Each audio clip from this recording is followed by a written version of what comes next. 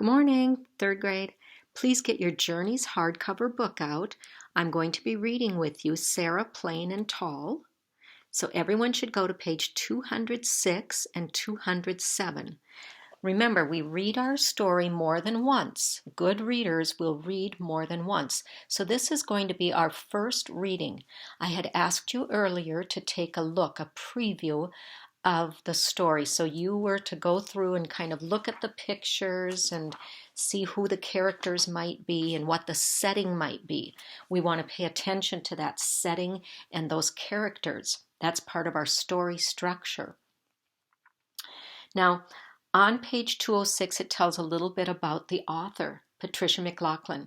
She's written many books. As a child, Patricia McLoughlin loved to read. She never imagined that she would be a writer one day. Sarah Plain and Tall is based on the life of a real person. But there's made-up characters too, so this would be realistic fiction. McLoughlin's mother knew the real Sarah, who was married to one of her family members. In fact, as the book grew and changed, McLoughlin added details from her own life. Parts of the story also come from the lives of McLoughlin's parents, husband, and children. So she's kind of put all these different people together into one story. But it could have really happened, so it is realistic fiction. McLoughlin says that children often ask her why she writes. She writes for the same reasons that people read, to find out what happens and to find out more about herself. You can learn about yourself when you're reading. So, Sarah Plain and Tall, we see the essential question we want to keep in mind. What was life like on the prairie? What was life on the prairie like for the pioneers? It's going to be very different from what our life is like. So I'm on page 208, and I'm going to read rather quickly to try to fit this in. I might have to do 2 videos. Anna Whitting lives on a farm on the prairie with her father and her younger brother Caleb. Caleb likes to hear about Mama, who died soon after he was born and who loved to sing. One night, Papa tells the children he has put an advertisement in the newspaper for a wife.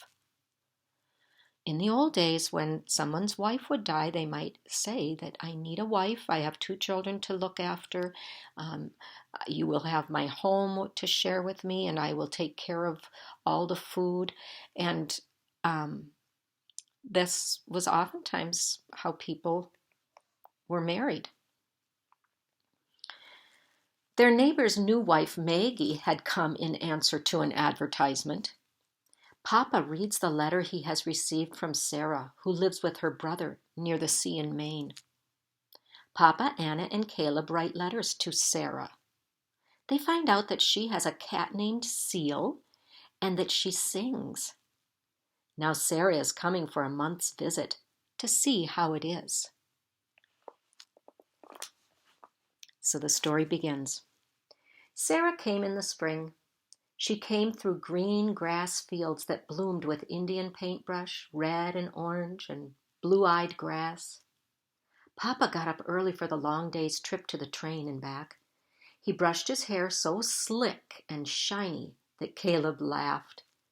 He wore a clean blue shirt and a belt instead of suspenders. Remember, we talked a little bit about suspenders. They came over your shoulder and they hooked to your pants to help hold your pants up. Belts were just for special occasions, like when he's going to meet Sarah. He fed and watered the horses, talking to them as he hitched them up to the wagon. Old Bess, calm and kind. Jack, wild-eyed, reaching over to nip Bess on the neck. Clear day, Bess, said Papa, rubbing her nose. Settle down, Jack. He leaned his head on Jack. And then Papa drove off along the dirt road to fetch Sarah, Papa's new wife. Maybe our new mother.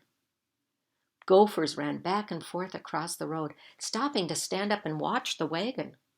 Far off in the field, a woodchuck ate and listened, ate and listened.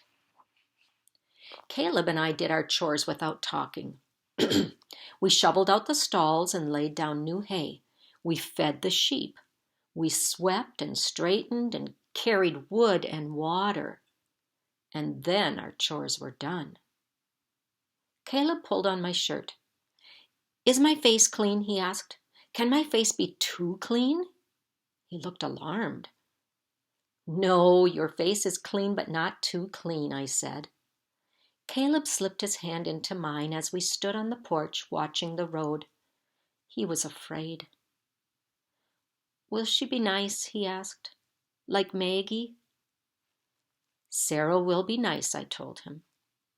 "How far away is Maine?" he asked. "You know how far. Far away by the sea." "Will Sarah bring some sea?" he asked. "No, you cannot bring the sea." The sheep ran in the field, and far off the cows moved slowly to the pond like turtles. "Will she like us?" asked Caleb very softly. I watched a marsh hawk wheel down behind the barn. He looked up at me. "Of course she will like us," he answered his own question. "We are nice," he added, making me smile. We waited and watched. I rocked on the porch and Caleb rolled a marble on the wood floor.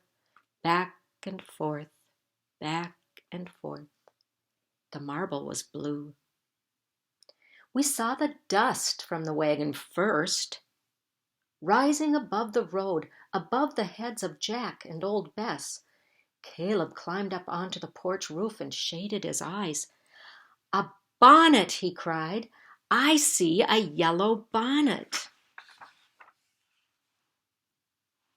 Do you see the yellow bonnet in her hand on page 212? That was on her head. That's what women wore as hats. They shaded their eyes so they wouldn't get so sunburned. The dogs came out from under the porch, ears up, their eyes on the cloud of dust, bringing Sarah. The wagon passed the fenced field, and the cows and sheep looked up too. It rounded the windmill and the barn and the windbreak of Russian olive that Mama had planted long ago. Those are trees. Nick began to bark, then Lottie, and the wagon clattered into the yard and stopped by the steps. "Hush," said Papa to the dogs, and it was quiet. Sarah stepped down from the wagon, a cloth bag in her hand. She reached up and took off her yellow bonnet, smoothing back her brown hair into a bun. She was plain and tall. "Did you bring some sea?" cried Caleb beside me. "Something from the sea," said Sarah, smiling. "And me." She turned and lifted a black case from the wagon. "And Seal, too." Carefully, she opened the case, and Seal, gray with white feet, stepped out. Lottie lay down her head on her paws, staring. Nick leaned down to sniff. Then he lay down, too. "The cat will be good in the barn," said Papa, "for mice." Sarah smiled. "She will be good in the house, too." Sarah took Caleb's hand, then mine. Her hands were large and rough. She gave Caleb a shell, a moon snail, she called it, that was curled and smelled of salt. "The gulls fly high and drop the shells on the rocks below," she told Caleb. "When the shell is broken, they eat what is inside." She's talking about the seagulls. Page 214. "That is very smart," said Caleb. "For you, Anna," said Sarah, "a sea stone." And she gave me the smoothest and whitest stone I had ever seen. The wind washes over and over and around the stone, rolling it until it is round and perfect. "That's very smart too," said Caleb. He looked up at Sarah. "We do not have the sea here." Sarah turned and looked out over the plains.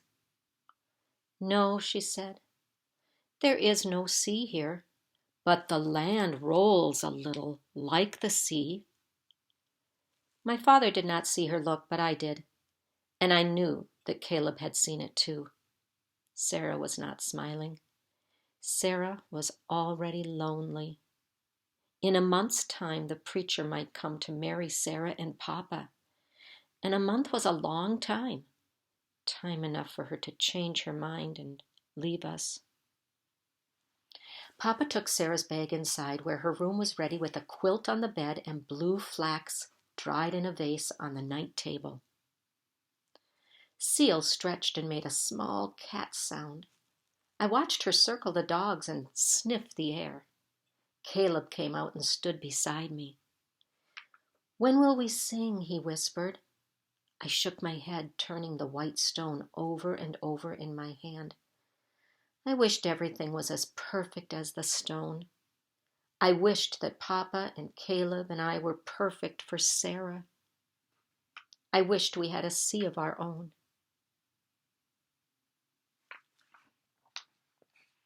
Page 216.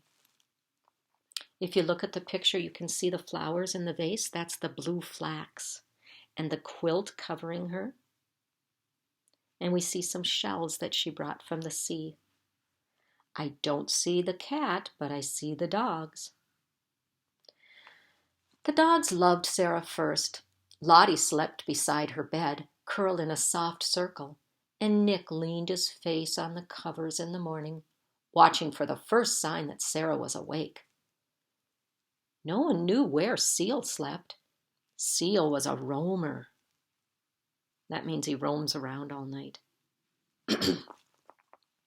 Sarah's collection of shells sat on the windowsill.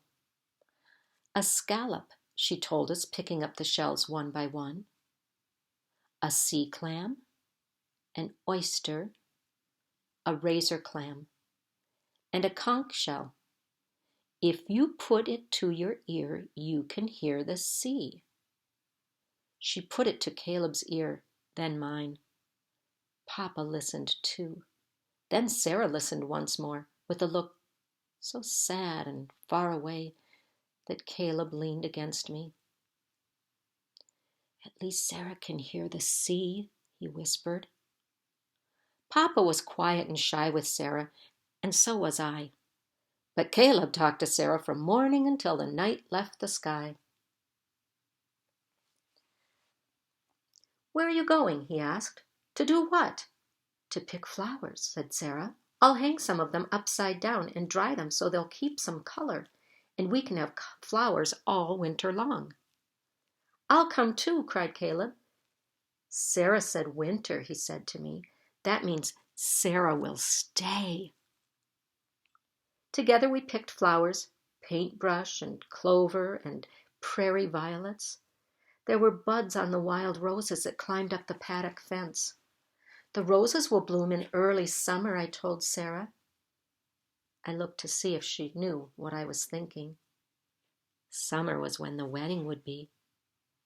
Might be Sarah and Papa's wedding. So this story is being told by Anna. It is Anna's point of view.